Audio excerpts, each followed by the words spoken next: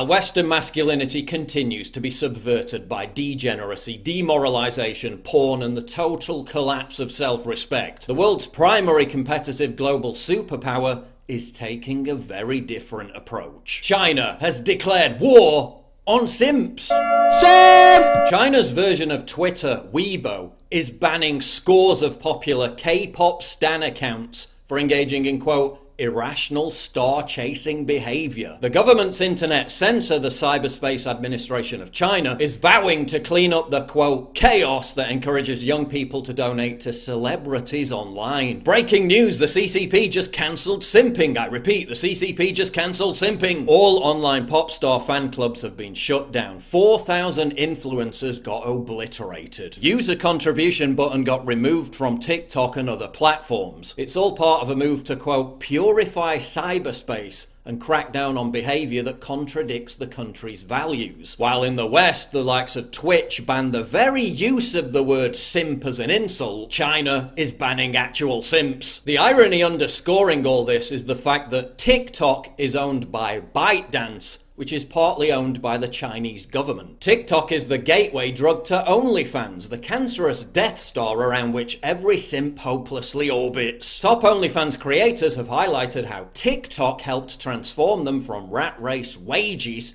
to wealthy online superstars. User Goth Egg revealed how she went from viral fame on TikTok to making $200,000 a month on OnlyFans within the space of just 5 months. For the simp, it's a short leap from watching some scantily clad influencer jiggle her tits around on TikTok crazy, curvy, wavy feet, titties, little wet, to be willing to pay for more sordid content on OnlyFans to satiate their increasingly addictive obsession. And this race to the bottom of the sewer pipe is increasingly impacting younger kids. A Wall Street Journal investigation found that when you said you were 13 years old and searched for OnlyFans on TikTok, the algorithm delivered videos about porn and drugs. Now for the kicker. The version of TikTok that people in China see is completely different to the one we're exposed to in the West. And I'm not just talking about Beijing censoring anti-China political speech. While the Western version of TikTok's algorithm will bombard you with endless opportunities to simp over e-girls shaking their ass in time to a looped musical earworm, for the Chinese, the experience is somewhat divergent. On the Chinese TikTok, you can't see hoes twerking or fatties showing off fat, because China bans degeneracy. What you can see is hardworking everyday people sharing their life and work accomplishments. Very upbeat.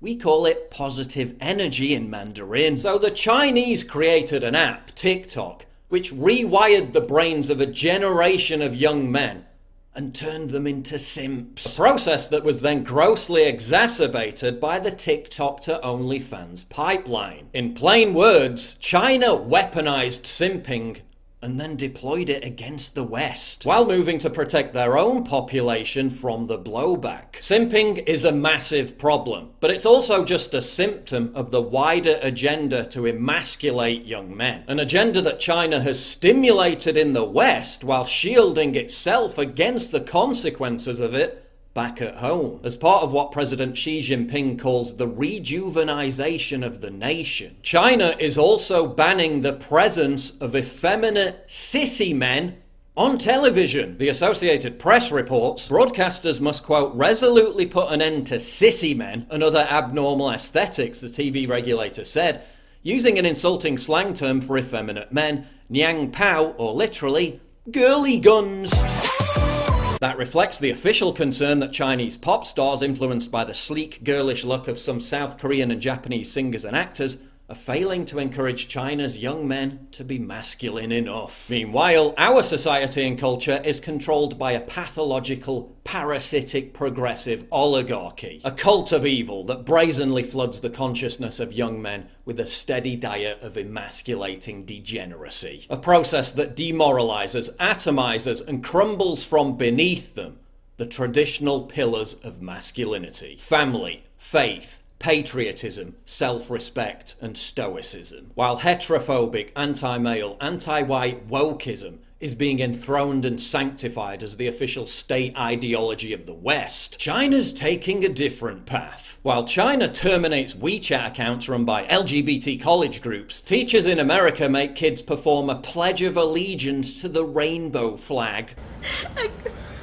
In the meantime, I tell this kid, we do have a flag in the class that you can pledge your allegiance to. And he like looks around and he goes, oh, that one? Alright, gay. While our leaders continue to inflate a gargantuan debt bubble that makes buying a house unaffordable due to rampant inflation, while telling us that within a decade we'll all be rent serfs, own nothing, and be happy.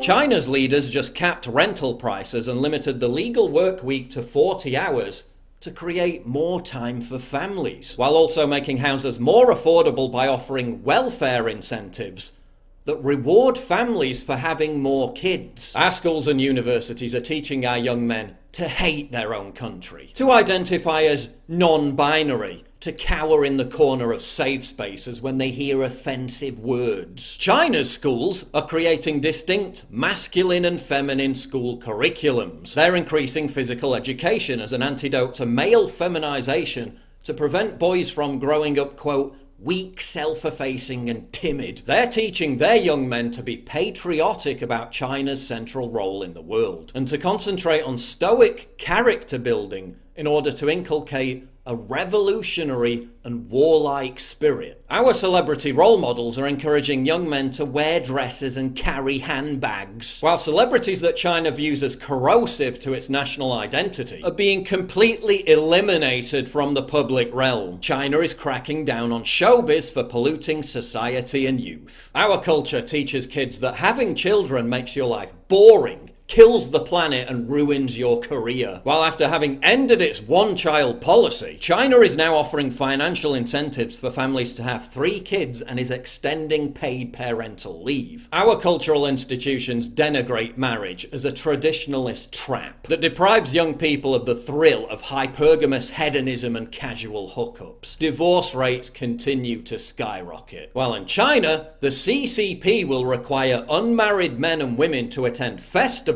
where they'll be told to seek partners for marriage. Our militaries are training new recruits to embrace drag queen shows, take part in diversity-inspired LGBT flag-waving hikes, and espouse self-loathing critical race theory. While China's military operates schemes that entice school children and young men to practice mortar training and build AI killer robots.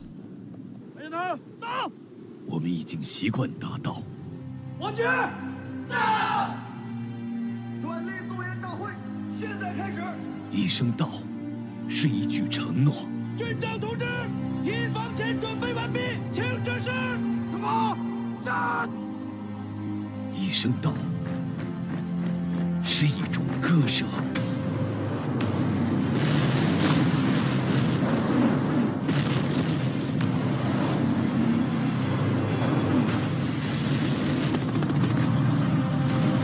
一声到，是一场冲锋。 It begins in California, with a little girl raised by 2 moms. Although I had a fairly typical childhood, took ballet, played violin, I also marched for equality. I like to think I've been defending freedom from an early age, eventually standing at the altar to marry my other mom. I'd spent my life around inspiring women. Silicon Valley has rigged its algorithms to reward young men with dopamine for embracing mental illness, emotional incontinence, and dysfunctional psychosis as some kind of trendy badge of honor, while China's internet authority is cracking down on social media companies that take young men away from life-affirming IRL activities. They're limiting addictive internet use by restricting online sessions to 30 minutes at a time, while halting approval for online video games. Make no bones about it. The progressive oligarchy in the West and the CCP in the East are both using authoritarian methods of population control to strive towards their vision of the perfect society. The key difference is that in the West, such methods have been deployed to subvert the family structure, the patriarchy, and the self-determination of the native population. While in China, such methods are now being deployed to bolster all those institutions